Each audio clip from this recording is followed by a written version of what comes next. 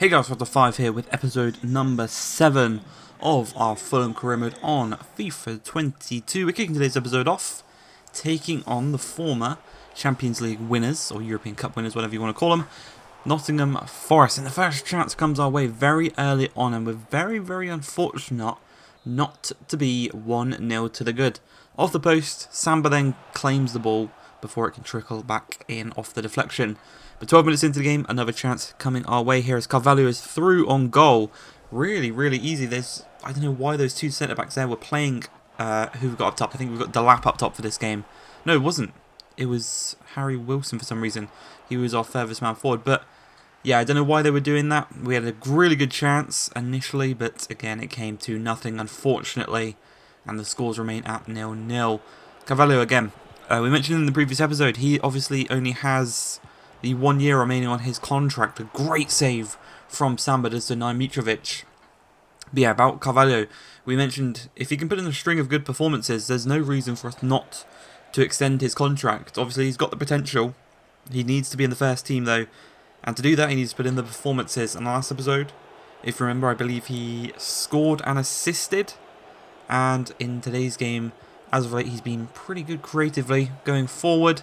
Looks a great chance here, just a few minutes into the second half. We're going to draw the ball across to Reed. Reed finds Carvalho, and Carvalho finds the back of the net. And he's just adding to his goals and assists as our young attacking midfielder pretty much seals himself a new contract right there. I think back-to-back good performances in our run in the league. He deserves a contract. Obviously, he's going to be in the first team now for a while to come. As 69 minutes into the game, he actually skips past his man, resulting in a second yellow card for Yates. And that's going to be a red card for him with 20 minutes to go. All because of Carvalho. Quick feet, skipped past him. Really nicely done. And we are 1-0 to the good. But a lovely ball catches us out as Spence, for some reason, plays the ball to grab him there. You can see here just how far offside Lewis Grabham is.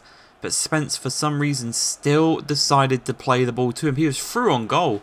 He really could have continued that run, but thankfully for ourselves, he played the ball. And thankfully for ourselves, we're going to look to go down the other end and make it 2-0 here as Kearney is assisted by Carvalho. 2-0 is the scoreline, and our captain, Thomas Kearney, does secure the victory for ourselves as we pick up all 3 points against Nottingham Forest. And we're going to go straight into contract negotiations with the agent of Fabio Carvalho. Obviously, he has just a few months remaining. We've said that. We're going to offer him the rotational role. He was absolutely fine with that. We're going to give him an additional 4 years contract extension.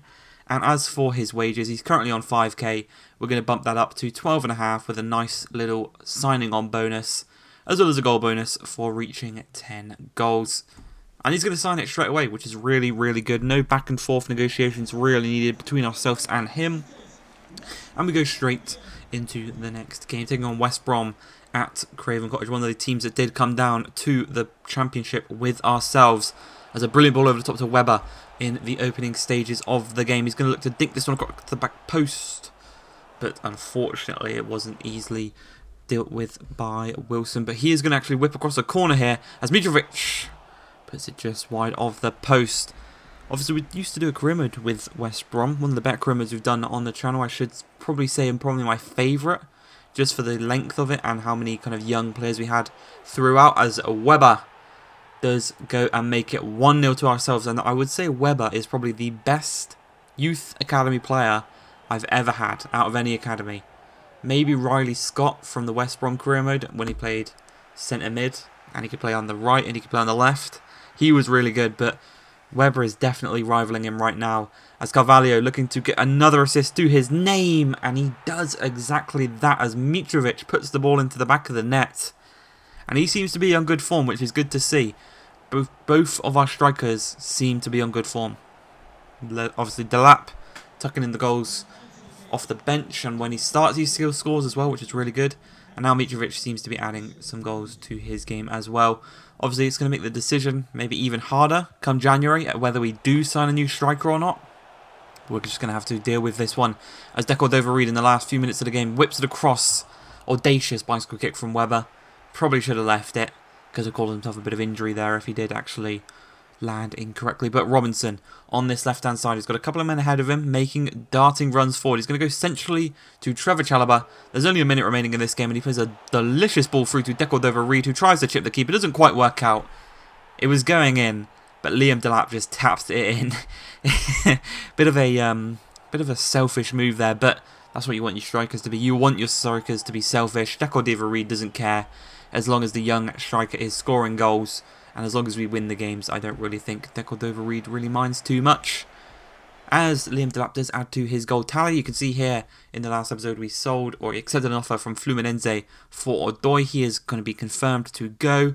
And also, Aston Villa want us to play Jacob Ramsey a bit more in the squad. I'm probably not going to do that. I'm probably going to send him back to Aston Villa in January. And I might even sign a new centre mid on a permanent deal come January. But I am actually enjoying the kind of combination of Kearney, Reid and Chalobah. Rotating between them three is working really nicely for us so far. And also we have Josh Onoma. We have a couple of other players that can play in that position. So Ramsey right now, he's kind of surplus to requirements. I know it's a bit harsh to say on the youngster, but yeah, right now Kearney, Reid and Chalobah are all ahead of him in the pecking order, and looking likely that in January he will be going back to Aston Villa. As we come to this game against Blackburn, we actually go 1-0 down pretty early on into the game, and it's a mistake from Gazzaniga. The ball's pretty much shot right at him, very similar to the one I think against Swansea. Harry Wilson's goal against Swansea, the ball was right at him, but he decided to just try to flail at it. Didn't quite work out here though, but Carvalho finds Kearney, Kearney finds Wilson, Wilson finds the back of the net. 13 minutes into the game, just 5 minutes after they scored to put themselves 1-0 up, we are right back on level terms, which is exactly what we needed, exactly what we wanted. And now hopefully we can push forward. Mitrovic can get a couple of goals maybe. But from kickoff, they're going to have a chance here as Gallagher finds Brennan Diaz. Back to Gallagher, lovely 1-2 between them.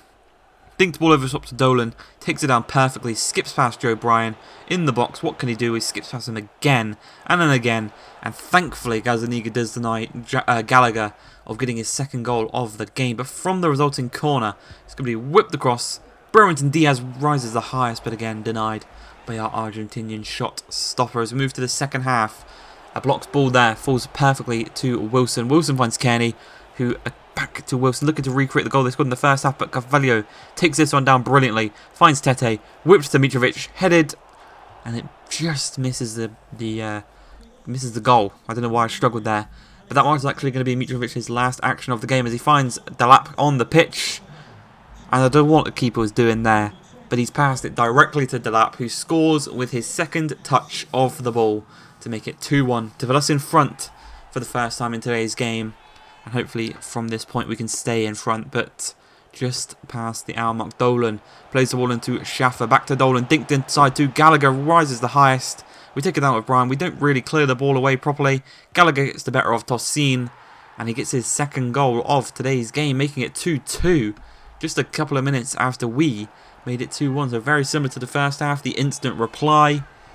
And now we've got to get the shooting boots back on some of our players as Delap takes this one down, strikes it into the back of the net, and it is a beautiful goal. And it's actually another assist for Tete in today's game.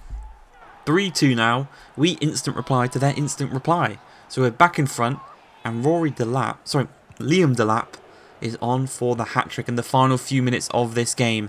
Kearney knocks the ball through to Webber, cuts back inside, and he's going to look to play it across. He finds Delap on the turn, a brilliant turn, and he does find the back of the net for the hat-trick and to secure the victory in our hands. A hat-trick for our young Irish or English. I think his dad was Irish, I think he's English.